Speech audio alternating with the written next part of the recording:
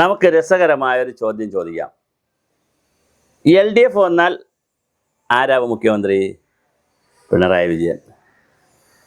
LDF തോറ്റാൽ ആരാവും പ്രതിപക്ഷ നേതാവ്? ചിലപ്പോൾ പിണറായി വിജയൻ, ചിലപ്പോൾ വല്ല മരുമോൻ അല്ലെങ്കിൽ പിള്ളേരാരെങ്കിലും ഏൽപ്പിക്കും. എന്തായാലും പിണറായി ഇരിക്കാൻ സാധ്യതയില്ല. പാർലമെൻ്ററി പാർട്ടി ലീഡറായിട്ട് മറ്റാരെങ്കിലും ആയിരിക്കും തിരഞ്ഞെടുക്കുന്നത്. രാജീവോ ബാലഗോപാലോ ഒക്കെ ജയിക്കുകയാണെങ്കിൽ അവരാരെങ്കിലും ആയിരിക്കും. അല്ലെങ്കിൽ MP രാജേഷ് ജയിച്ചാൽ MP രാജേഷ് ആയിരിക്കും. ശൈല ടീച്ചർ ജനിച്ചാൽ ചിലപ്പോൾ അവരാവാം. ആരായാലും ജയിക്കുന്ന അടുത്ത സീനിയറോ അല്ലെങ്കിൽ ഒരു ജൂനിയറിന് കൊടുക്കാമെന്ന് പറഞ്ഞിട്ട് ചെറുപ്പക്കാർക്ക് കൊടുക്കാനും സാധ്യതയുണ്ട്. അത് CPMൻ്റെ പരീക്ഷണം. മുഖ്യമന്ത്രി UDFൻ്റെ ആരാ?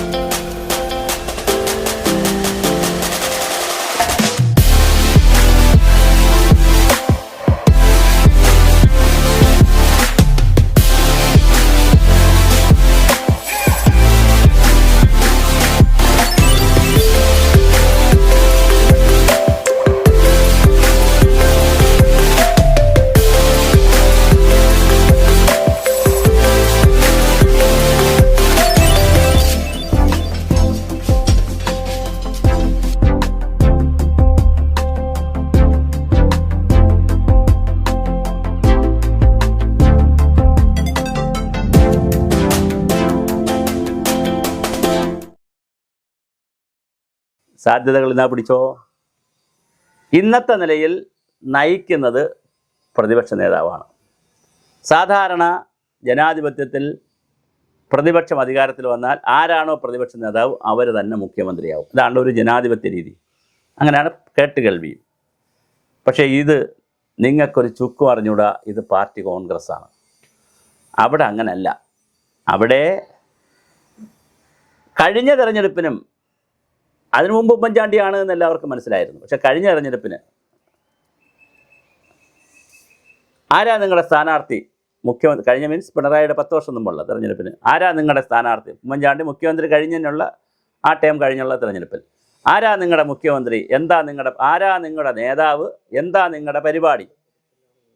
ഇന്ദിരാഗാന്ധി ഈ രാഷ്ട്രീയത്തിലൊക്കെ കുറച്ച് തളർന്ന് നിന്നപ്പോൾ വന്നൊരു മുദ്രാവാക്യമാണ് ആരാ നിങ്ങളുടെ നേതാവ്, എന്താ നിങ്ങളുടെ പരിപാടി. അപ്പോൾ കേരളത്തിൽ ആരാ നിങ്ങളുടെ നേതാവെന്ന് പരിപാടി ഒരുപാട് പ്രഖ്യാപിച്ചല്ലോ. ആരാ നിങ്ങളുടെ നേതാവെന്ന് ചോദിച്ചാൽ VD സതീശനാണോ രമേശ് ചെന്നിത്തലയാണോ? ഒളിയമ്പുകൾ വന്നു കഴിഞ്ഞു. K സുധാകരൻ പറഞ്ഞു ഒരു കാരണവശാലും ആവേണ്ടത് VD സതീശനല്ല, രമേശ് ചെന്നിത്തലയാണ്. കുറച്ചുകൂടി പക്വതയും പൊളിറ്റിക്കലി ക്വാളിഫൈഡ് ആയിട്ടുള്ളത് രമേശ് ചെന്നിത്തലയാണ്. സുധാകരൻ പറഞ്ഞപ്പോൾ വിചാരിച്ച് സുധാകരന് സീറ്റ് കൊടുക്കാത്തതായിരിക്കും. അവിടെ തീർന്നില്ല. സീറ്റിൻ്റെ മോഹത്തിനൊന്നും നടക്കാതിരുന്ന PJ കുര്യനുണ്ട് പത്തനംതിട്ടയിൽ. PJ കുര്യനും പറഞ്ഞു രമേശ് ചെന്നിത്തലയാകണമെന്ന്. KC വേണുഗോപാൽ ആവുമോ ഇല്ല എന്നൊരു ചോദ്യം ഉണ്ടായിരുന്നു. പക്ഷേ KC വേണുഗോപാൽ മത്സരിക്കുന്നില്ല. മത്സരിക്കാതെ ഇനി ആവാൻ സാധ്യതയില്ല. അല്ലാതെ ഇനി മത്സരിച്ച് വരാൻ സാധ്യതയില്ല. അപ്പോൾ KC ഇല്ല. ത്രിമൂർത്തികളിൽ ഒരാളെ വെട്ടി രണ്ട് മൂർത്തികളായി. ഒന്ന് രമേശ് ചെന്നിത്തല, 2 VD സതീശൻ. ഇതിലാരാവും? സ്വാഭാവികമായിട്ട് എങ്ങനെയാണ് തീരുമാനിക്കുക? തിരഞ്ഞെടുപ്പ് കഴിഞ്ഞതിന് ശേഷം ഇപ്പോൾ പഞ്ചായത്ത് സമിതിയിലായാലും പാർലമെൻറ്റിലെ അസംബ്ലിയിലായാലും പാർലമെൻ്ററി പാർട്ടി കൂടും. അതാത് പാർട്ടികളിൽ തിരഞ്ഞെടുക്കപ്പെട്ട MLA മാർ, ഇപ്പോൾ അസംബ്ലിയിലാണ് MLA മാർ 140 പേരിൽ ഒരു 80-85 MLA UDFന് കിട്ടിയിട്ടുണ്ടെങ്കിൽ 55 പേരുടെ മീറ്റിംഗ് കൂടും. എന്നിട്ട് അതിൽ ഒരാളെ പ്രപ്പോസ് ചെയ്യും. ഇന്ന ആളിനെ ഞങ്ങളെ പാർലമെൻ്ററി പാർട്ടി ലീഡറായിട്ട് പ്രപ്പോസ് ചെയ്യുന്നു. അതൊക്കെ ഒരു പ്രൊസീജിയറേ ഉള്ളൂ. വളരെ സിമ്പിളാണ്. തർക്കമില്ലെങ്കിൽ 2 മിനിറ്റ് കൊണ്ട് കഴിയും. തർക്കമുണ്ടെങ്കിൽ 2 വർഷം എടുത്താലും തീരുവില്ല. അതാണ് എൻ്റെ തമാശ. മുമ്പ് എത്രയും പ്രാവശ്യം ഇതുപോലെ തർക്കം നടന്നിട്ടുണ്ട്, വലിയ വഴക്ക് നടന്നിട്ടുണ്ട്. VS ജയിച്ചിട്ട് VSനെ മുഖ്യമന്ത്രി ആക്കിയില്ല. പിന്നെ തെരുവിലൊക്കെ വലിയ ബഹളമൊക്കെ ഉണ്ടായി. വലിയ പ്രശ്നമായിട്ടല്ലേ VSനെ മുഖ്യമന്ത്രി ആക്കിയത്? CPM വലിയ പ്രശ്നമായിട്ടല്ലേ. പക്ഷേ ഇത് തെരുവിലൊന്നും പോകില്ല. കോൺഗ്രസ് അല്ലാതെ അടിക്കും. അപ്പോൾ ഇവരിങ്ങനെ വന്നാൽ ആരായിരിക്കും മുഖ്യമന്ത്രി? ഇപ്പോൾ പാർലമെൻറ്റിൽ സീറ്റുകളുടെ എണ്ണം നോക്കിയെടുക്കുമ്പോൾ, ഈ അസംബ്ലി നിയമസഭയിൽ ജയിച്ച MLA മാരെ നോക്കിയെടുക്കുമ്പോൾ ഒരു 8-10 MLA മാരെ VD സതീശൻ്റെ ആളുകളായിട്ടുള്ളൂ എന്നാണ് കേൾക്കുന്നത്. കൂടുതൽ ആളുകളും 25 പരം ആളുകൾ A ഗ്രൂപ്പാണ്. പഴയ 21 പരം ആളുകൾ A ഗ്രൂപ്പാണ്. പക്ഷേ എ ഗ്രൂപ്പ് ഇപ്പോൾ അങ്ങനെ ഒരു ശക്തമല്ല. അതിനൊരു സിംഗിൾ നേതാവ് AK ആൻ്റണി അല്ലെങ്കിൽ ഉമ്മൻചാണ്ടി എന്നൊക്കെ പറയുന്നൊരു സിംഗിൾ നേതാവ് നിന്നുകൊണ്ട് ഉള്ള ഒരു ശക്തമല്ല എ ഗ്രൂപ്പ്. പിന്നെയുള്ള രമേശ് ചെന്നിത്തലയുടെ ഗ്രൂപ്പാണ്. അതിൽ നമ്പർ കുറവാണ്. MLA മാർ രമേശ് ചെന്നിത്തല പറഞ്ഞ് സുബ്രഹ്മണ്യനെ നിർത്തിയില്ല, ജോസഫ് വാഴക്കനെ നിർത്തിയില്ല, മലയങ്കരി വേണുഗോപാലെ നിർത്തിയില്ല, അങ്ങനെ രമേശ് ചെന്നിത്തലയുടെ ഭാഗത്തുള്ള ഒരുപാട് പേരെ നിർത്തിയില്ല. പിന്നെ കൂടുതൽ കിടക്കുന്നത് നമ്മളെ കേന്ദ്ര സെക്രട്ടറി, സംഘടനാ ജനറൽ സെക്രട്ടറി ആയിട്ടുള്ള KC വേണുഗോപാലിൻ്റെ പേരിലാണ് കൂടുതൽ എണ്ണം കിടക്കുന്നത്. അപ്പോൾ ആര് തീരുമാനിക്കും? KC തീരുമാനിക്കും. തെരഞ്ഞെടുപ്പിൽ മത്സരം ആരൊക്കെ? VD സതീശനും രമേശ് ചെന്നിത്തലയും. KC മത്സരിച്ചോ? ഇല്ല. പക്ഷേ മുഖ്യമന്ത്രി ആരാകണമെന്ന് KC തീരുമാനിക്കും. സിനിമയിലൊക്കെ കാണും പോലെയാണ്. അപ്പോൾ തെരഞ്ഞെടുപ്പ് KC തീരുമാനിക്കുമെന്ന് പറഞ്ഞാൽ സെൻട്രൽ തീരുമാനിക്കും. കേന്ദ്ര കമ്മിറ്റി KC ആണല്ലോ. KC ഈസ് ഈക്വൽ ടു ആണല്ലോ ഹൈക്കമാൻഡ്. KC പറയുന്നത് തന്നെയാണല്ലോ അവിടെ നടക്കുന്നത്. അപ്പോൾ പ്രതിപക്ഷ നേതാവിനെ ആക്കുമോ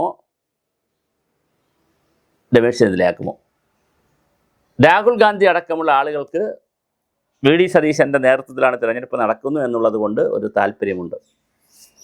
പ്രതിപക്ഷ നേതാവിൻ്റെ ഒരു നേതൃത്വം ഉണ്ടല്ലോ ഇതിനകത്ത്. പക്ഷേ ഒട്ടും മോശമല്ലാതെ തൊട്ടുകൂടെ രമേശ് ചെന്നിത്തലയുണ്ട്. ഇനി VD സതീശൻ മുഖ്യമന്ത്രിയായാൽ രമേശ് ചെന്നിത്തല എന്താക്കും? ക്യാബിനറ്റിൽ എന്തെങ്കിലും ആക്കണമല്ലോ. ഉപമുഖ്യമന്ത്രിയാക്കോ? റവന്യൂ വകുപ്പ് കൊടുക്കോ? ആഭ്യന്തരം കൊടുക്കോ? എന്തായിരിക്കും രമേശ് ചെന്നിത്തലയ്ക്ക് കൊടുക്കുക? ഇത് തിരിച്ച് രമേശ് ചെന്നിത്തല മുഖ്യമന്ത്രിയായാൽ VD സതീശൻ എന്തായിരിക്കും കൊടുക്കുക? വളരെ രസകരമായ ചോദ്യങ്ങളാണ്.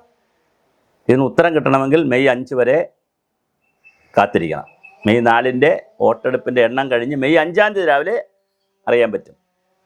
കാരണം ഏത് ഗ്രൂപ്പുകാരാണ്, എ ഗ്രൂപ്പുകാരാണോ, I ഗ്രൂപ്പുകാരാണോ, രമേശിൻ്റെ ഗ്രൂപ്പുകാരാണോ, തിരുത്തൽവാദികളാണോ, KCയുടെ ഗ്രൂപ്പുകാരാണോ, സതീശൻ്റെ ഗ്രൂപ്പുകാരാണോ ഏറ്റവും കൂടുതൽ MLA-മാർ ജയിച്ചു വന്നിരിക്കുന്നത് എന്ന് ഒന്ന് തലയെണ്ണി കഴിഞ്ഞാൽ നമുക്കറിയാൻ പറ്റും ആരായിരിക്കും അടുത്ത മുഖ്യമന്ത്രി എന്ന്. എന്തായാലും ഇപ്പോൾ അങ്ങനെ ഞങ്ങൾ കൂട്ടായ നേതൃത്വമാണ്, ഞങ്ങൾക്ക് ഇപ്പോൾ മുഖ്യമന്ത്രി സ്ഥാനാർത്ഥിയില്ല എന്ന് ശക്തമായി ആര് പറഞ്ഞിരിക്കുകയാണ്?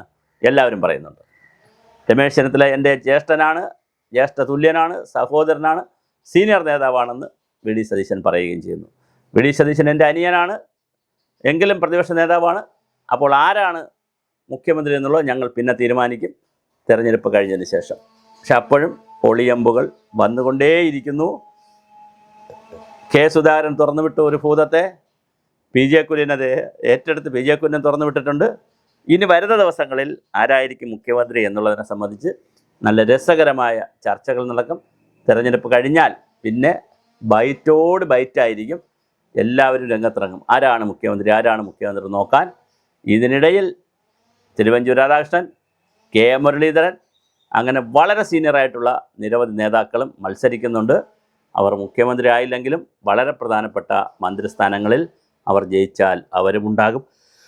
അപ്പോൾ വളരെ മനോഹരമായിട്ടുള്ള ഒരു രസകരമായിട്ടുള്ള ഒരു കഥാസമാപ്തിയിലായിരിക്കും UDFൻ്റെ